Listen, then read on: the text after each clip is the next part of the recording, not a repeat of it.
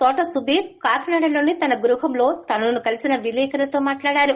కాకినాడ నగర జనసేన పార్టీ అధ్యక్షుడిగా వ్యవహరిస్తున్న తనకు ఇంత పెద్ద బాధ్యతను అప్పగించడం పట్ల సీఎం చంద్రబాబు నాయుడికి, డిప్యూటీ సీఎం పవన్ కళ్యాణ్ కు, పౌర సరఫరాల శాఖ మంత్రి నాదెండ్ల మనోహర్ కు ప్రత్యేక ధన్యవాదాలు తెలిపారు.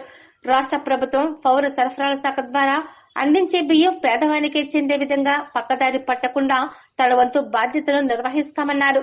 రైతు కుటుంబం నుంచి వచ్చిన తనకు రైతు సమస్యలతో పాటు పేదల కష్టాలు తనకు తెలుసునని, వారికి అందించాల్సినవి అందించేలా ప్రభుత్వం నుంచి కృషి చేస్తానన్నారు. తాను నిజాయితీగా వ్యవహరించి కూటమి ప్రభుత్వాలకు పేరు ప్రఖ్యాతలు తీసుకువస్తానని సుధీర్ తెలిపారు. చైర్మన్ గా తనను నియమించడం టీవీలో చూసి ఆశ్చర్యానికి గురయ్యానన్నారు. ఈ సందర్భంగా సుధీర్ ఇంటికి కాకినాడ రూరల్ ఎమ్మెల్యే పంతం నానాజీతో పాటు జనసేన నాయకులు సంగంశెట్టి రాంబాబు, పుల్లా శ్రీరాములు, తోటశెట్టి, దేశనేడి సత్యప్రసాద్ తదితరులు వచ్చి పుష్పగుచ్చం ఇచ్చి అభినందనలు తెలిపారు. ఇంతకు ముందు ఇదే కార్పొరేషన్ కు చైర్మన్ గా కాకినాడ నగరానికి చెందిన ద్వారంపూడి భాస్కర్ రెడ్డి వ్యవహరించగా మళ్లీ ఈ పదవి తోటకి దక్కడం విశేషం.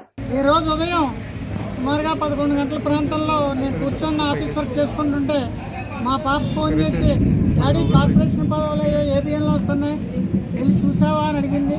చూస్తానమ్మా అని చెప్పి వెళ్ళేటప్పటికి చాలా ఆశ్చర్యకరమైన విషయం ఏంటంటే తోట Sudheer civil supplies corporation chairman అని చూసి నాకు అసలు నోట మాట రాలేదు. ఇది కేవలం మా అధినాయకుడు, ఉప ముఖ్యమంత్రి అయినటువంటి గౌరవనీయులు కొణిదెల పవన్ కళ్యాణ్ గారు నా మీద పెట్టుకున్నటువంటి ఒక నమ్మకం, ఆ నమ్మకంతో ఇంత పెద్ద బాధ్యతను నా భుజస్కంధాల మీద పెట్టారు. అదేవిధంగా దీనిలో భాగంగా మన గౌరవ ముఖ్యమంత్రి చంద్రబాబు నాయుడు గారు కూడా దీన్ని ఆమోదించి ఇవ్వటం గమనార్హం.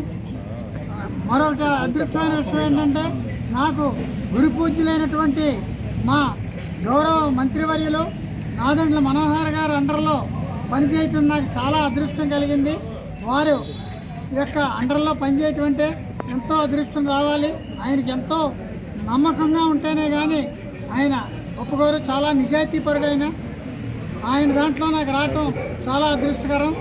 ఇంకో విషయం ఏంటంటే ఈ రోజున ఈ పదవి నాకు వచ్చిందని చెప్పి ఏదో కాదు, నేను ఈ రోజున చెప్తున్నాను, నాకు మీద ఎటువంటి నమ్మకం పెట్టుకొని ఆంధ్రప్రదేశ్ ప్రభుత్వం నా భుజస్కంధాలపైన ఈ బాధ్యతను అప్పగించారో ఆ బాధ్యతను ఎటువంటి రాగద్వేషాలు లేకుండా కులమతాలకు అతీతంగా ప్రతి ఒక్క సామాన్యుడితో కూడా అడుగులో అడిగేసి ముందుకి నడిపిస్తాను ఈ ఆంధ్ర రాష్ట్రాన్ని మీ అందరికీ తెలియజేస్తున్నాను.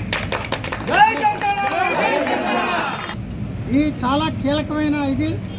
దీంట్లో ఇప్పుడు పాత ప్రభుత్వంలో మనకు తెలుసు ఈ యొక్క పౌర సరఫరా శాఖలో ఎన్ని అవకతవకలు జరిగినాయో మనందరికీ విదితమే. మొన్నే 2-3 దఫాలుగా మా గౌరవ మంత్రివర్యులు నాదెండ్ల మనోహర్ గారు వచ్చి ఇక్కడ ప్రక్షాళన చేసి అర్హులై ఎవరైతే దీంట్లో పాల్పడ్డారో వాళ్ళందరికీ కూడా శిక్ష విధించడం జరిగింది.